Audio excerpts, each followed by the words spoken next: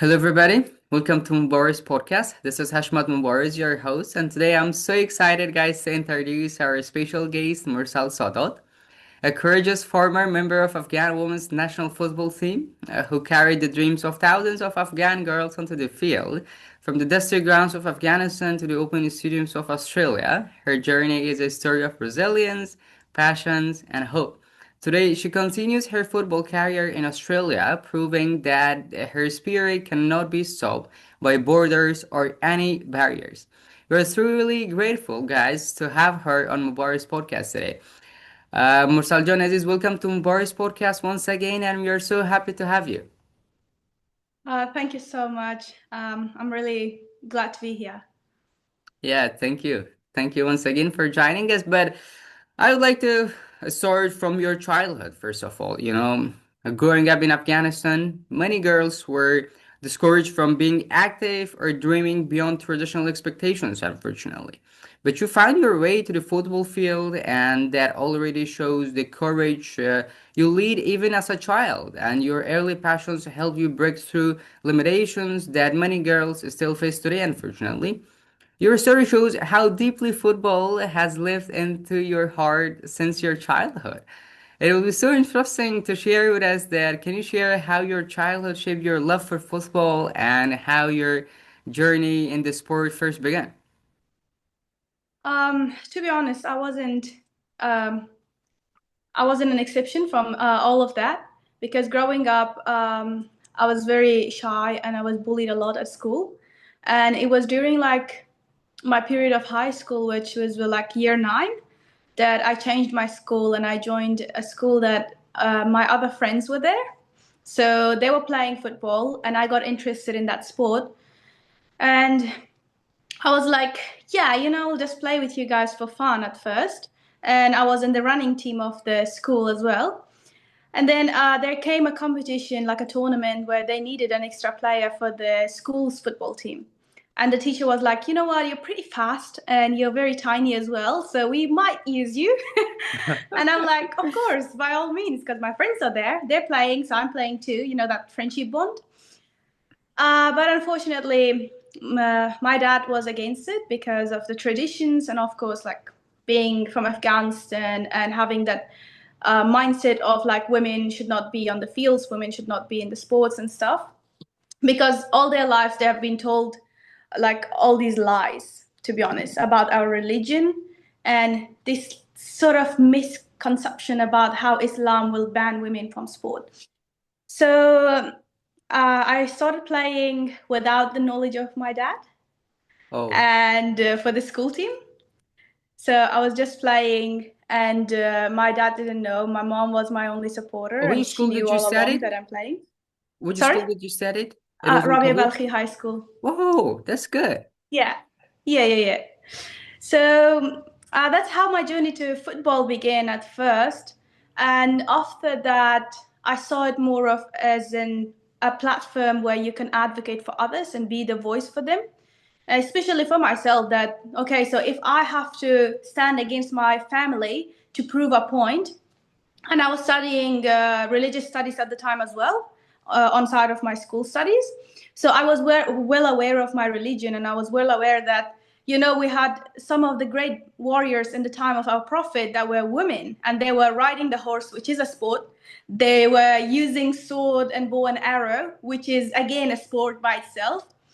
And like Islam has never banned us from the sport, so like I was well aware of my religion, and it was just a Wow. battle of opening it up to my dad and letting them know and making their minds open about it. Wow. Wow, such an inspiring journey. Wow, I'm sure that it can inspire a lot of Afghan women too, and to learn and to see there is something. But you know better than me that Afghanistan had limited resources for women athletes, especially for people like you guys. But you guys still, managed to raise and earn a place on national team. The football Yeah. environment, I'm sure, was often uncertain, but but your determination made it stand out among many, which is very encouraging, and we have to be proud of it. Even when training facilities were minimal. I'm sure you know this better than me that you have also played in the national team of Afghanistan, and your teammates found ways to practice and dream big like you. And you played during a time when the future of women's sport was fragile in Afghanistan, unfortunately, and you never give up. And that's why your story can be very inspiring for millions of girls inside and outside Afghanistan. And your experience is powerful example of hope in difficult conditions. It will be so fascinating for us to hear that. How would you describe your football experience back in Afghanistan, and what did the environment feel like for you guys as a young players in Afghanistan? Well, when I stepped into the national team, that's when I realized how lucky I am. Because by that time, it was 2017 when I played my first game for the under 17 nationals in Oh, India. cool. And my dad was on board by then. Like he was supporting me. I managed to get him on board.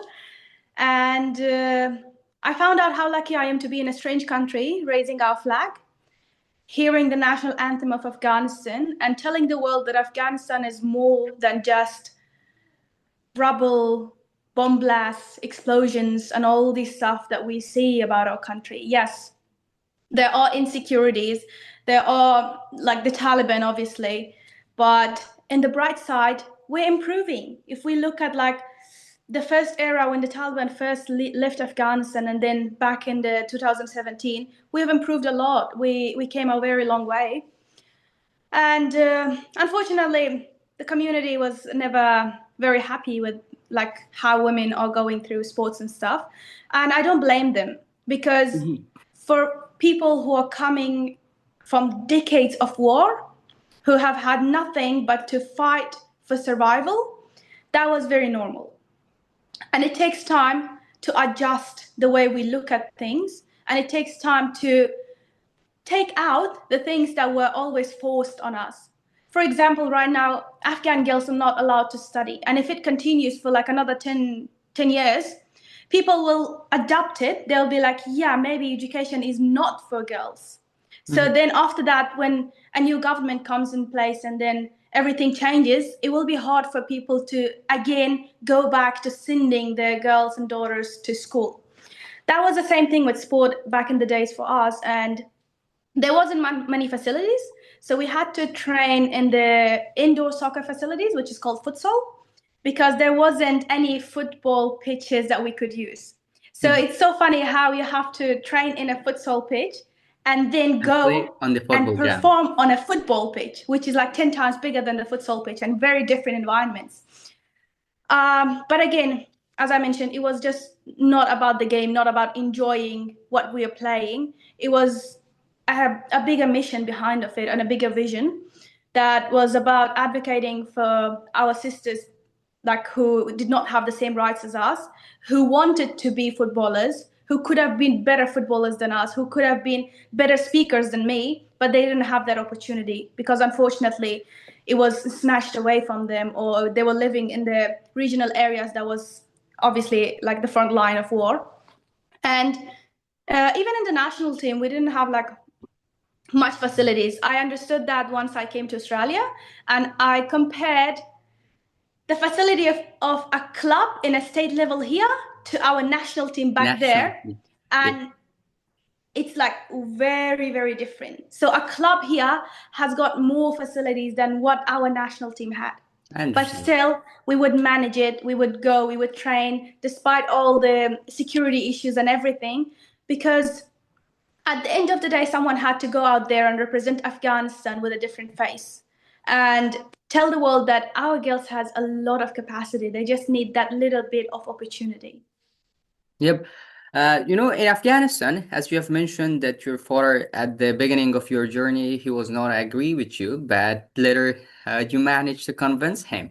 In Afghanistan, family support can shape a girl's path and decide whether she is allowed to pursue her dreams or not. Many girls are kept from sports because, as you have mentioned, because of cultural pressures, safety concerns, ideologies, and so much more, unfortunately. Your journey shows incredible bravery because you followed your passion despite all these realities, all these barriers and challenges. This is so amazing. But would you mind to tell us that beside your father, beside your mom, does your brother support you, your sisters, your relatives? The relatives are always like, you know, Afghan relatives. They were never supportive of my journey. I never heard from any of my aunties, uncles, or anyone saying, like, yeah, well done, we're proud of you, or something. They would just dismiss it. And yeah, my brothers and sisters, they were always supportive.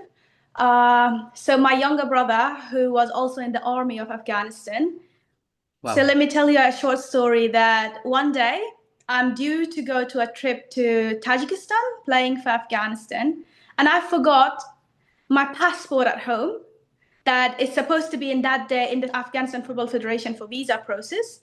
And I call him. I call him. He's at work. He's in the military at work. And I'm like, bro, I forgot my passport at home. What should I do?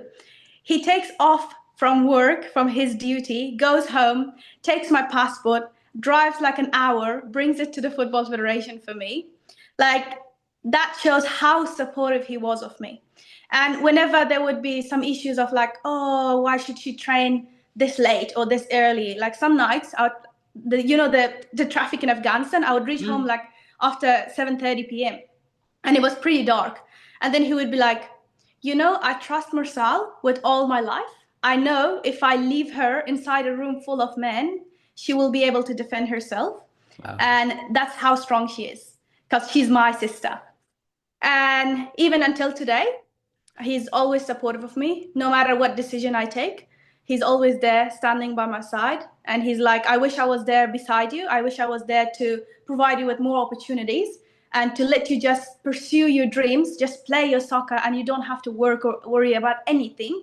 But inshallah, one day he will come here and I will get to live that dream. But yeah, along the way, my family have been very supportive, and I'm very thankful about that because as you mentioned, if the family is not supportive of the women in Afghanistan, they can't do anything by themselves because it's very hard. Facing a community without that backbone is like quite impossible. But we have strong women, champions, who are doing that. And every time that I hear about their stories, I'm just like amazed. Yep. I have to admit this also that you are lucky to have such a supportive brothers, such a supportive family. I wish that most of girls inside Afghanistan should have such a supportive families to support their daughters in every field that they are stepping into. By the way, but women athletes in Afghanistan face actually and are facing right now social pressures, judgment, or even real danger for simply being on the field, for simply choosing a passions or choosing a sport. Um, would you mind to tell us that what were the biggest challenges you faced as a woman playing football in Afghanistan, and how you managed them? Well, there was heaps of challenges. The first one would be how people would judge you based on where you're going and the sexual harassments. Like, Mhm. okay, as a woman, if I were to hire a taxi to go to training, so basically I would tell that, yeah, I'm going to Afghanistan Football Federation. And especially after the incident that was like around 2018 about the Karamadin Karim and the entire story Oh, behind the Football yes. Federation. So the misconception there, because that incident, that report was about 2016, but it leaked in 2018. And Mhm. then our people, they were like, okay, so this is about this team who is on the trip at the moment in 2018. They never read the caption. They would never do research to see like what is this report about. It's about 2016. Back then, none of these girls were playing. And it is okay to come out there and defend your right. Like, even if some of those girls were harassed, that's okay for them to come out and defend their rights. Because what else should you do? You should defend your right. You should be able to talk, to like be out there as a woman defending what is right and what's wrong. And the biggest challenge for me was during that time. So whenever I would hire a taxi or something, be like, oh, I'm going to Football Federation, they'll be like, oh, so you were raped? And I'm like, what do you mean? No. Like, I just joined football last year. Like, you're just breaking my confidence. Even in the trip, this story impacted us so much. it was my first time playing for the nationals, like coming Mhm. from under 17 to nationals. And we started off as a very bad experience because we didn't have our foreign players who were like living abroad. We didn't have them. They stopped coming. And we took a squad entirely Afghan, very new player, very young players to the tournament, and all these stories and like news broke up. So it was very hard for us, and we lost our first game very heavily. And then the always the social media crisis, like the social media harassment. And then when we returned back to our country, so many times this happened that we hire a taxi either as a group or as individuals, and then the driver tries to touch you just because you're a sports person. They think that you're vulgar or something, you know? And that was bothering me a lot. It put so much pressure on me. Back in that time, I got depression and anxiety, that I was taking medication to even deal with that.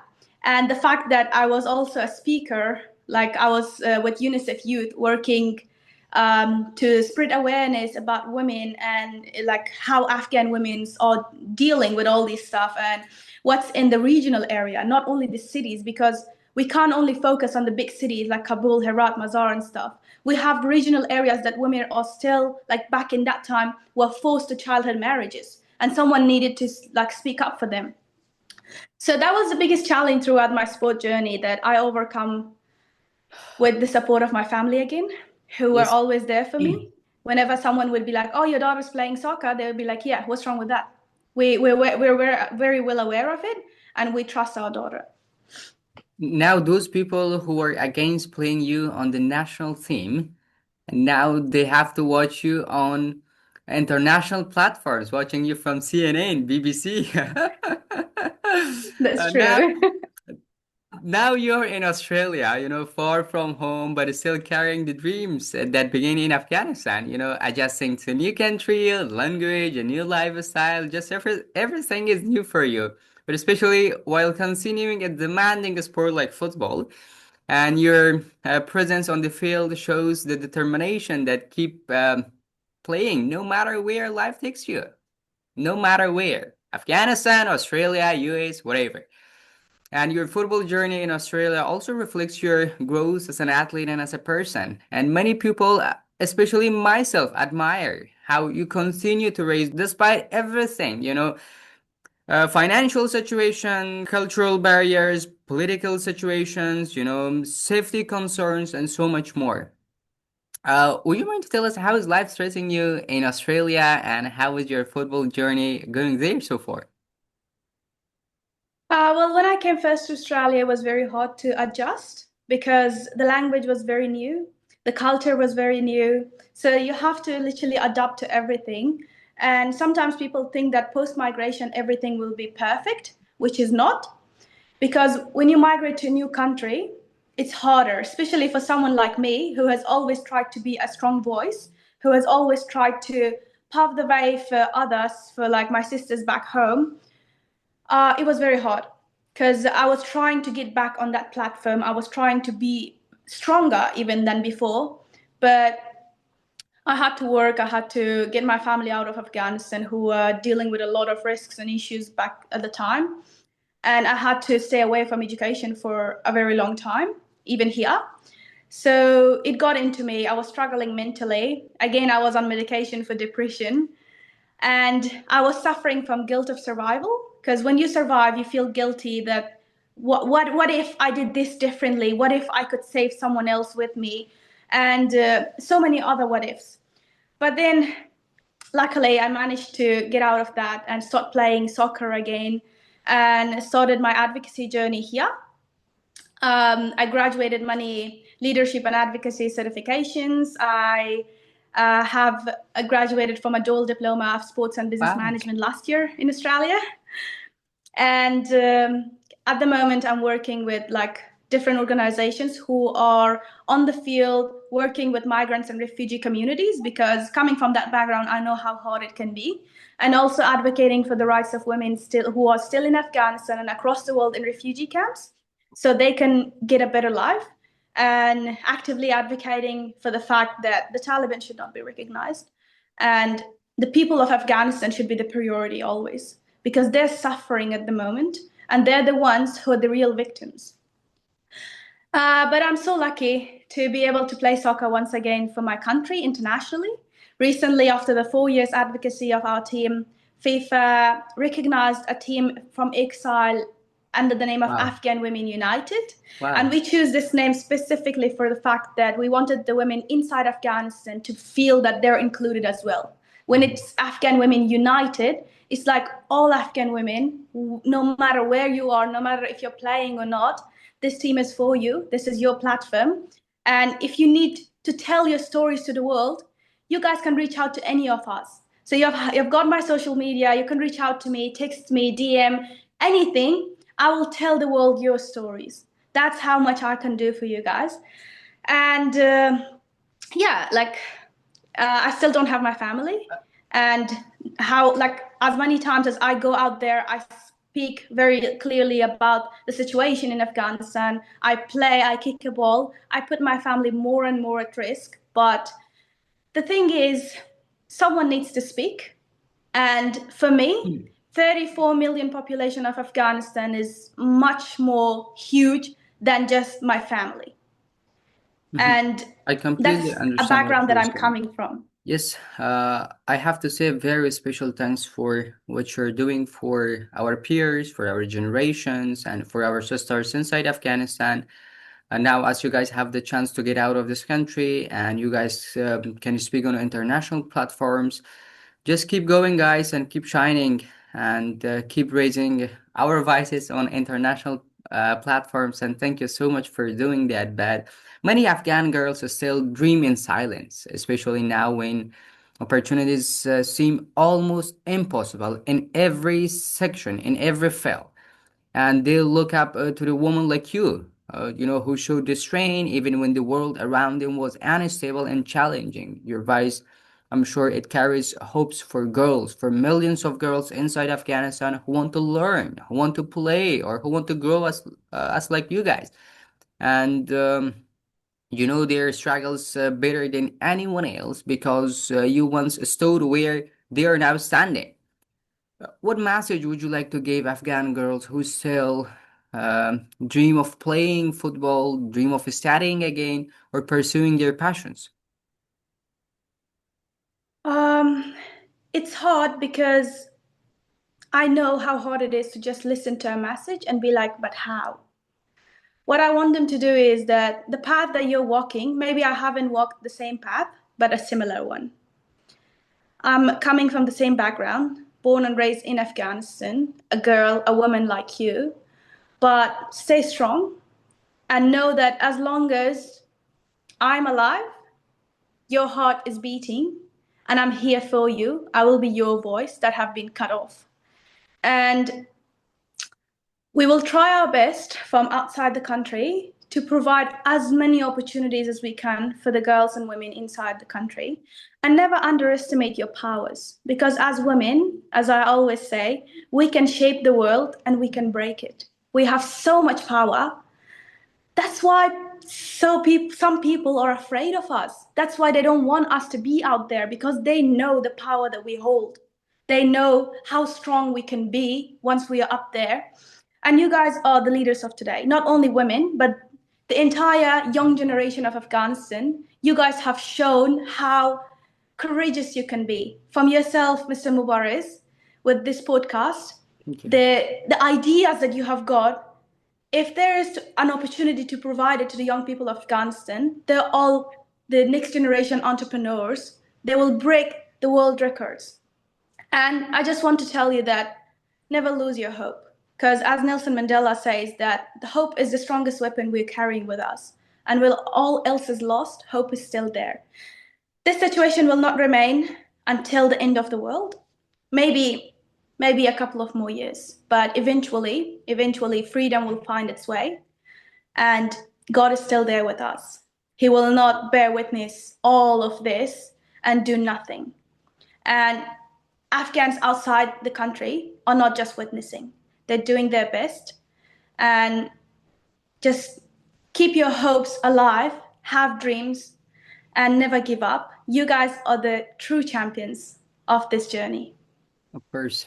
But as a last question, I would like to ask this that even though you're far from Afghanistan, far from home, the connection with your country and with your sister and its girls is still very strong.